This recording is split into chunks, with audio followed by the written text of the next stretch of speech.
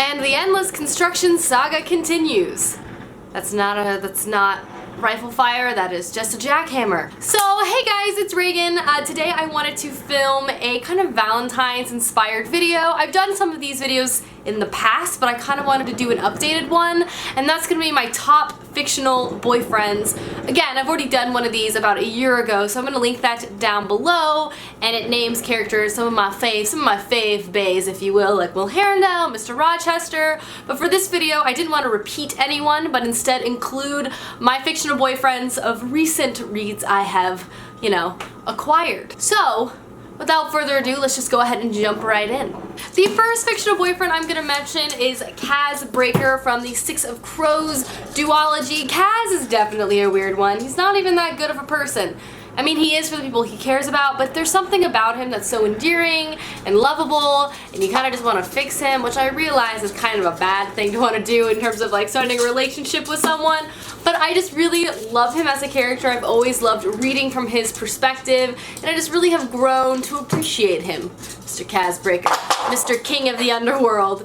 He just has a special place in my heart. Next up is Caboose from the Name of the Wind series by Patrick Rolfes. I think Caboose is the only man who has won me over with his flute playing skills, I guess. But Caboose is, again, just another lovable character, but for like all the right reasons. He's honest, he's respectable, he's accountable and dependable, he's sweet, and again, you're reading from his perspective from childhood to adulthood, so you really get like this full picture of Caboose. He is incredibly talented and super smart, and just, I don't know, I always want to give him a hug. He has horrible luck with women, I've figured out throughout this series, and maybe, just maybe, I'll be the one to turn things around for him. Sorry, Clay. No, but he's just a great lovable character, and he is a fantastically talented musician, so go hit up those late night flute-in concerts, you know what I mean? Next up is a fave from a recent series I finished, and that is Caden from the Remnant Chronicles. Caden I like because I feel like he is a unique male character depicted in YA books. Another character, he's contrasted against another love interest in this, Raffi, who's, in my opinion, much more like stereotypical YA, tall, dark, handsome, broody, a little too controlling for my opinion, where I feel like Caden is kind of a more interestingly complex and broken character who is really sweet, but there's so much abuse, he's just kind of been broken, and throughout this series you kind of get to see him come into his own and heal in his own way, and I don't know, I just really grew a soft spot for Caden, and I really wanted him to be happy and to find success in his life, and ultimately I just really enjoy him. He's definitely my favorite. I'm just team Caden. I'm not even like pro like a romance, I just like love him. Next up is kind of an obvious romance that I just feel like needs to be brought up, and that is obviously Rysand, the Akamath series by Sarah J. Maas. This is a flawed series full of stereotypical YA new adult tropes.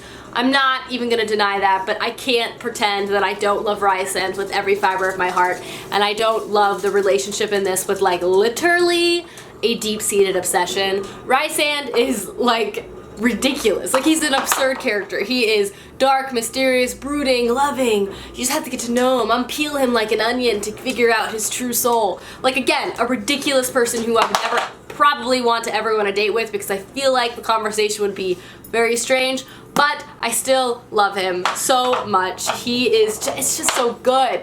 Like, this is crack. Rysand is like new Edward Cullen in my life. You know, Edward Cullen when I was like 12 and now I'm 22, so it's time for an upgrade. So I'm happy to have him around. Also on that Sarah J. Maas train, I have Lorcan, who is a side character in her Throne of Glass series. I've kind of grown out of a lot of the main characters in this series. I still do.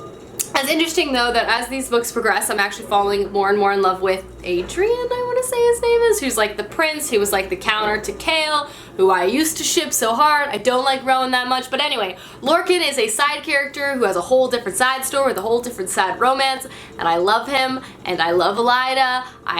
I'm together with them, like, we can do this, we can get through this. Lorcan is, again, in a similar vein to Caden and some of my other characters I've mentioned, dark, mysterious, and you just want to fix them, which again is really like not a good trope, but I fall for it again and again and again and again. Lorcan endearing. You know what I mean? Like, he doesn't understand how to be a normal person and interact normally with people, and Elida really helps him figure out how conversations should go. And watching him interact with people is so sweet and endearing, and also just like, oh man, someone help this poor chap. And it's just, I just really like him, and I swoon for him, and you know, he makes the series worthwhile in my opinion. And the last character I'm going to talk about is not like some of the ones I talked about previously, well, sort of. And that's Kip from the Prism series. Kip has magical powers, don't get me wrong, like, he's a powerful dude. But he's so adorable and like clumsy. He kind of reminds me of a much more capable and intelligent version of Andy from Parks and Rec. Like, he's like a big teddy bear. Like, he's clumsy, he has some self-doubt, but he's goofy and he's like really dependable, and he's a great friend, and he's always there for the people around him, and he's just like wants to make meaningful relationships because he's just has had a very rough life. And I just, all throughout this series, I've read 3 of the books, I just want to stop and give him a hug, be his friend, date him, whatever, and just, you know, move on, because he just seems like such a sweet guy. Like, I love Kip. Alrighty guys, those are my most current fictional boyfriends. Let me know down below some of your favorite men, women in your life. I would love to know, because I'm always on the lookout for some, you know, great books with some great romance. Anyway, I hope you guys enjoyed this video. I hope you have a wonderful Valentine's Day full of chocolate and ice cream, and I'll see you soon with another one soon. Goodbye!